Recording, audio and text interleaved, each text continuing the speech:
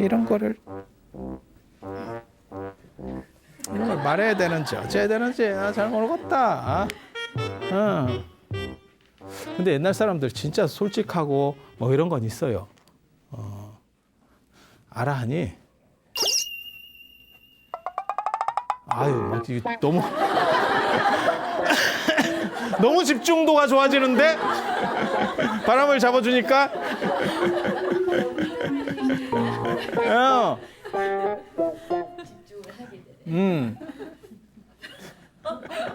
스토리를 2부 종료 내내 나오는 얘기를 내가 그대로 해줄게. 네, 그대로 해줄게. 네. 대천이 하루는 그 사람이 아라한인데 자기 상자한테 옷을 빠르락 했대. 옷을 빠르락 했는데 속옷에 뭐가 묻어 있더래. 뭐가 묻어 있더래. 그래서 아라한도 이런 게 됩니까? 이렇게 상자가 물어봤대. 아니 그러면 좀 빠르라고 하지를 말든가 자기가 빨든가 그게 몽정에 대한 문제예요. 몽정에 대한 문제. 그래서 그렇게 그러니까는 아라한도 몽정을 합니까? 이게 굉장히 재밌는 거예요. 사실 오늘 얘기하려고 하는 논점의 최고 핵심은 사실 이 부분이거든. 왜 그러냐면 인간은 감정을 완전히 떨칠 수 있느냐? 에 대한 얘기를 해드리려고 하는 거예요. 그래서 그렇게 얘기하니까 대천이 뭐라고 얘기했냐면 꿈속에서 유혹을 받으면 그거는 어쩔 수가 없다. 이렇게 대답했다는 거예요. 그 얘기는 뭐냐면 꿈속은 통제가 안 돼. 라는 얘기예요. 아까 제가 성철 스님 얘기했었잖아요. 성철 스님은 꿈속에서 꿈을 통제할 수 있다라고 보는 관점이고 대천은 꿈까지 어떻게 통제를 하냐? 라고 얘기하는 거예요. 그리고 그거는 문제가 없다라고 당신은 생각했기 때문에 그냥 드러내놓고 얘기하는 거예요. 그러니까 굉장히 솔직하다니까. 이렇게 말하기가 굉장히 이게 껄끄러운 얘기인데 지금으로 보면 너무 서로 간에 다 껄끄러운 얘기인데도 쉽게 말을 한다는 게 큰 문제가 없는 사람들이라는 걸 알 수 있어요. 문제가 있었으면 그렇게 안 했겠지. 예. 그래서 인간의 감정적인 것들을 가지고 갈 수밖에 없느냐? 인간은 가지고 갈 수밖에 없느냐? 안 그러면 감정적인 것이 다 끊어지는 것이 깨달음이냐? 라고 하는 그런 얘기예요. 그래서 진인무몽이라는 말이 있어요. 이게 장자 대종사에 나오는 얘기인데 장자 내편 대종사에 나오는 얘기인데 참된 사람은 쉽게 말해서 여기 깨달은 사람이에요. 장자가 말하는 이상인격입니다. 진인, 시인, 신인, 도인 뭐 이렇게 해서 나오는데 진인이는 꿈을 안 꾼대. 성철 스님하고 같은 관점이에요. 꿈이 없대. 왜? 그 사람은 생각이 균일하기 때문에 흔들림이 없어서 이렇게 수행이 잘 돼서 깨달은 사람은 수행이 흔들리는 생각에서 이렇게 흔들림이 있어야 꿈을 꿀 건데 꿈 자체를 안 꾼다는 거예요. 그리고 저 관점을 성철 스님 같은 분은 계승하고 있는 거예요. 어떤 게 맞다라고 얘기하는 거 아니에요? 어떤 게 맞다라고 얘기하는 게 아니에요? 그런데 대처는 뭐라고 얘기하는 거냐면 꿈까지는 어떻게 할 수 없어. 라고 얘기하는 거예요. 그래서 꿈속에서 일어나는 일까지 어떻게 다 일일이 처리를 하냐? 그거는 요즘 과학적으로 얘기하면 그건 무의식 영역인데. 네, 무의식 영역인데. 그래서 이 논점이 붙어요. 이 논점이 한번 붙는다고요. 중국에서도 이 논점이 붙어요. 진짜 이해가 붙는 거예요. 근데 거기서 이런 관점을 위진남북조 시대 때 얘기한 사람이 한이라고 한 사람이에요. 이게 장자를 추석할 때 이 관점을 그대로. 그래서 뭐라고 얘기하는 거냐면 깨달은 사람이나 수행이 잘 된 사람은 감정이 없대. 인간의 오용락 같은 게 없대. 탁 정리가 돼 있어서. 그럴 것 같아? 어때? 아니 그냥 생각해 보는 거예요. 답이 있는 거 아니에요. 답이 있는 그냥 자유롭게 생각하시면 돼요. 그랬더니 왕필이라고 하는 사람이 뭐라고 얘기했냐면 이 왕필 진짜 이 이름이라도 기억해 놓으세요. 이 도울필자인데 이거 기억해 놓으세요. 굉장히 중요한 사람이에요. 왜? 연대를 한번 봐봐.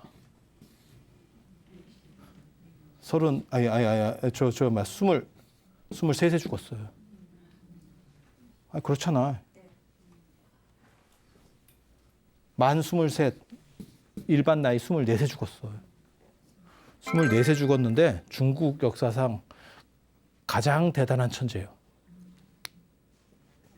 죽은 이유가 뭐냐면 정치판에서 까불럭거리다가 머리 믿고 찝쩍대다 죽었어. 그래서 머리를 너무 믿으면 안 돼. 이 사람이 책을 썼는데 주역주라고 하는 게 있어요. 주역에 대해서 주석을 붙인 거고 노자주라는 게 있어요. 주석을 붙였어요. 노자라는 책에 주석을 붙이고 노자주가 유명한 것만 수천 종류가 있어요. 동아시아에 수천 종류가 있어. 뭐 율곡 같은 사람도 그런 걸 썼었어요. 순원이라는 책이 율곡이 주석을 한 노자주예요. 그런 건 다 껌이요. 저게 사람이 200년대 사람이잖아요. 200년대. 그러면 한 1800년 됐잖아요. 그렇잖아요. 대략 그냥 대충 잡아서 동아시아 전체 노자 주석 서열 1위가 이 사람 책입니다. 저 사람을 넘어설 수가 없어. 책은 언제 썼을 것 같아요? 10대 후반. 야, 진짜 대단하지? 대단하지? 이게 진기하잖아요. 예, 여러분들이 지금 한가까지 와도 지금 이러고 있는데 저 사람은 10대 때 뭐 이러고 있으니까 주역주도 이 사람 주석을 넘어서는 사람이 나중에 누가 나오냐면 두 사람이 나와요. 두 사람이 나와.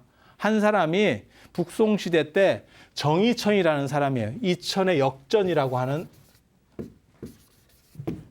정이천이라고 하는 사람이고 정이라고 하는 사람이고 이천은 호예요. 그리고 남송시대 때 주희가 주역본이라는 책을 써요.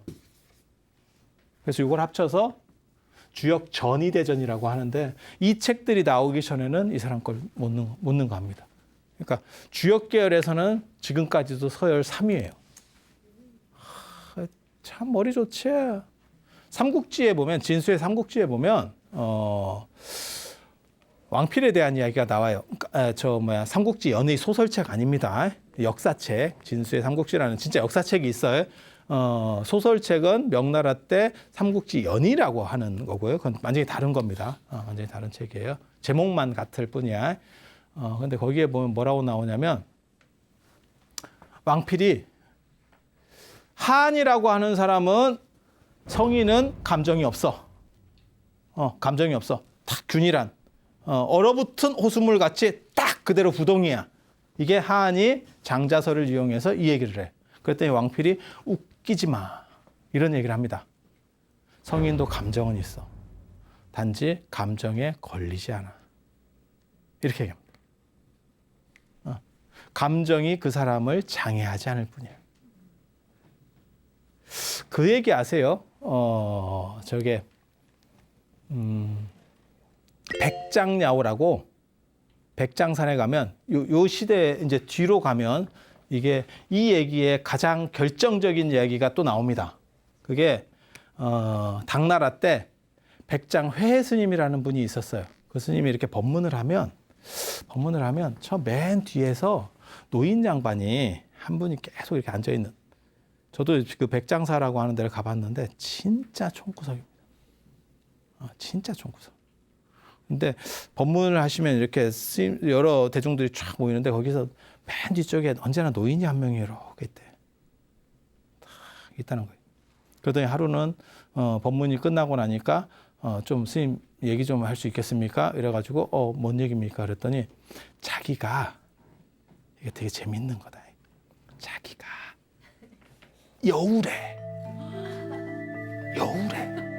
영감인데 여자도 아니고 영감인데. 근데 더 웃긴 건 전생에 이절 주지였대. 주지였대. 그래서 수행을 하고 이렇게 법문을 하는데 어떤 사람이 손을 들어가지고 그 손든 놈이 나쁜 놈이네. 뭐라고 얘기했냐면 깨달은 사람도 인과에 떨어집니까? 이렇게. 그러니까 원인과 결과 이런 순환론에 떨어집니까? 이랬더니 이 사람이 뭐라고 대답했냐면 이 스님이 뭐라고 대답했냐면 불락인과라. 인과에 떨어지지 않는다. 깨달은 사람은 그것을 넘어서 있다. 이렇게 대답하고 여우가 됐대. 여우가 됐대. 그래서 지금 이러고 있는데 스님이라면 답을 알 것 같다. 내가 뭘 잘못 말했는지. 예, 스님이 답을 한번 해줘봐라. 그랬더니 백장 스님이 뭐라고 답하냐면 불매인과라. 인과에 어둡지 않다. 인과에 떨어지는 게 아니고 인과에 어둡지 않아. 장애되지 않아.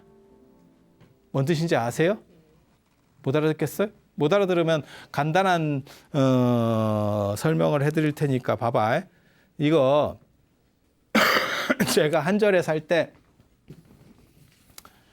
제 방이 여기 있었고 화장실이 여기 있어요. 여기가 강당 같은 공간이에요. 진짜 화장실 거지 같지. 이렇게. 그래서 저는 자기 전에 언제나 싸고 잡니다. 왜? 너무 멀어. 화장실이 너무 멀어. 뭔 뜻인지 아시잖아. 네. 물론 뭐 여러분들은 자기 전에 싸고 자도 잘 때 또 몇 번을 같이 해요. 왜? 이미 상태가 심각하니까.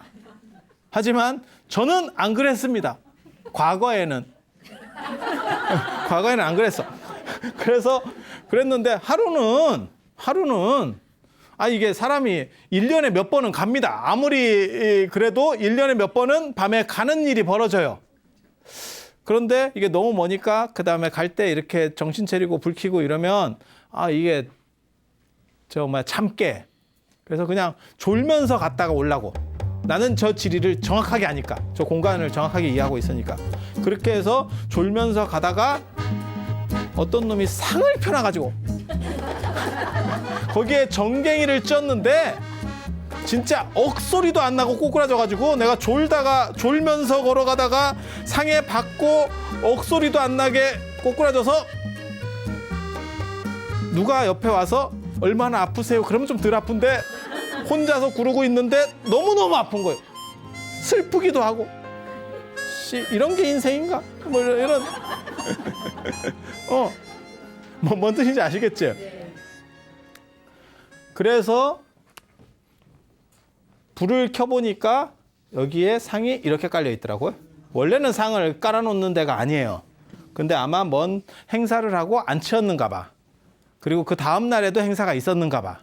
그러니까 이제 치웠다 깔았다 귀찮으니까 그냥 하루 냅둔 거고 나는 거기에 걸린 거지. 예, 설마 제 정갱이를 나가게 하려고 깔았겠어? 그렇게 해서 또 저렇게 된 거예요. 그래서 불을 켜면 무슨 일이 벌어지느냐? 불을 켜면 이 장애물은 그냥 사라지는 거예요. 나는 여기에 부딪히지 않고 가니까. 이게 불매인과예요. 불락인과는 요거 자체를 다 치우는 거예요. 그러니까 모든 감정을 다 끊어내는 거고 그 뒤에 깨달음을 얻는다라고 하는 게 불락인과 같은 거예요. 그런데 불매인과는 감정은 감정대로 있어. 단 그 감정이 나를 크게 위협하지 않아. 그 감정을 타고 가는 거죠. 감정을 타고 가는 거예요. 그래서 아주 중요한 구절이 있어요. 예전에 임재 스님 그 이야기에 보면 임재 의원 스님 이야기에 뭐가 있냐면 당신 선생이 돌아가셔요. 당신 선생이 돌아가셔요.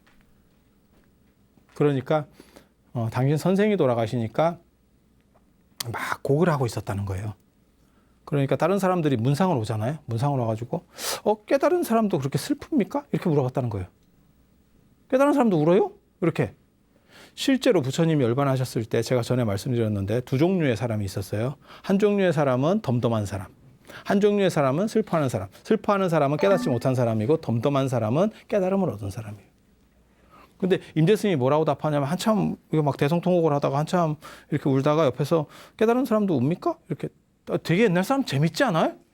울고 있는데 그런 질문이 되나?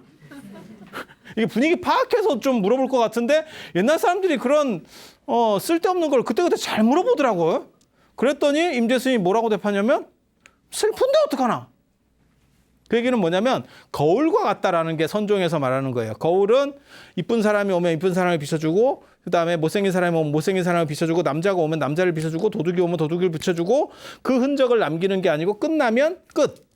이렇게. 그러니까 감정도 그때 생겼을 때 생기고 없어질 때 없어지고 이렇게 가는 게 최고라는 거예요.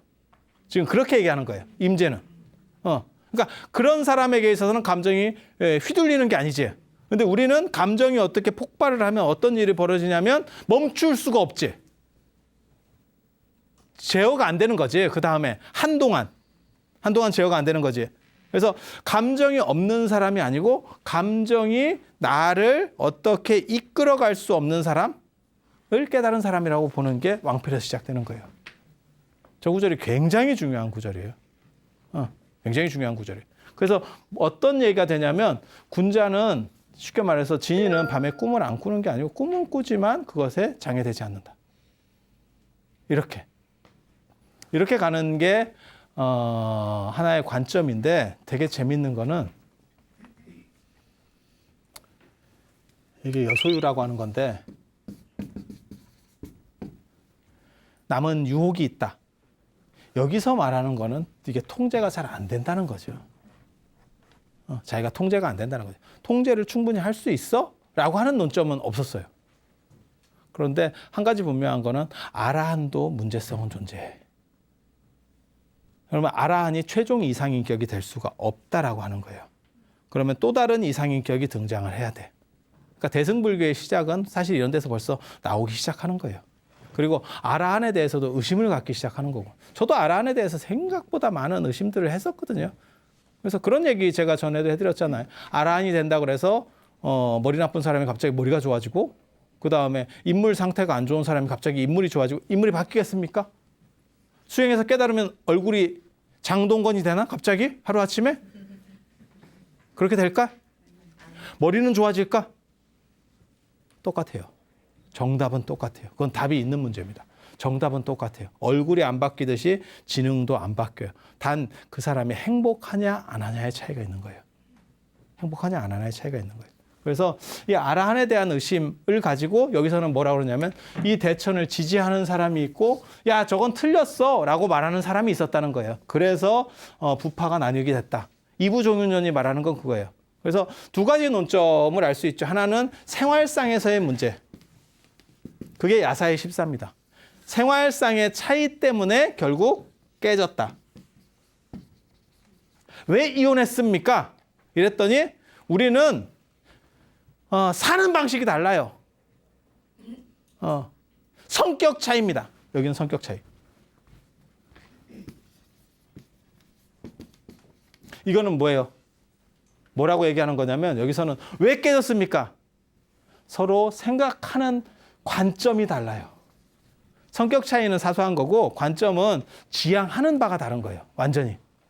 지향하는 바가 다른 거예요.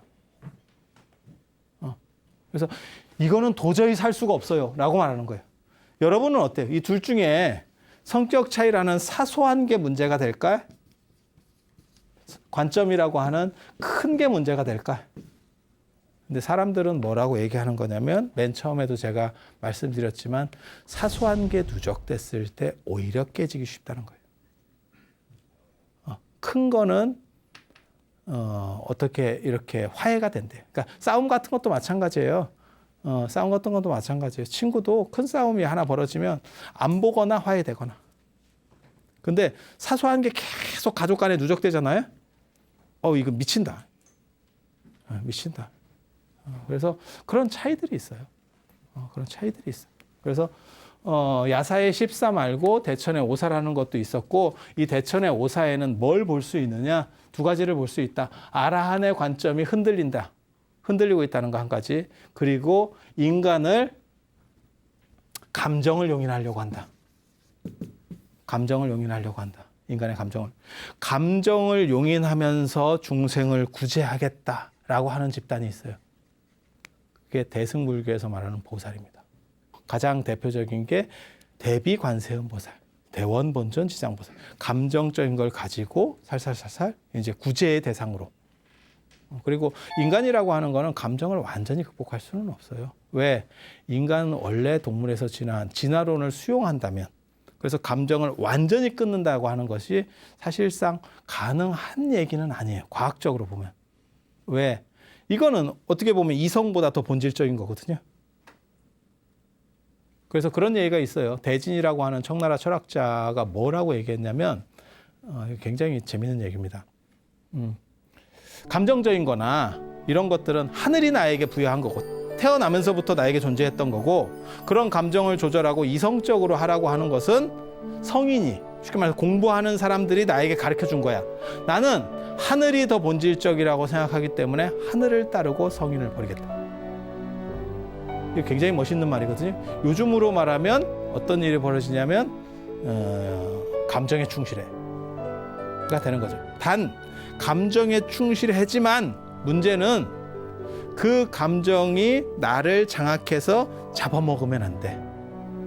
그 감정을 내가 충분하게 쓸 수 있는 구조. 이렇게 되면 그 사람이 가장 행복하다는 거예요.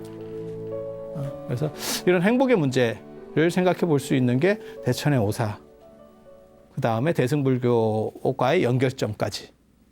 오늘은 이 정도 말씀을 드리고, 이제 다음 시간에는 알렉산더 대왕과 아쇼카 왕에 대한 이야기들 이제 진행해서 나갈 수 있도록 그렇게 하겠습니다. 자, 장시간 들어주셔서 감사합니다.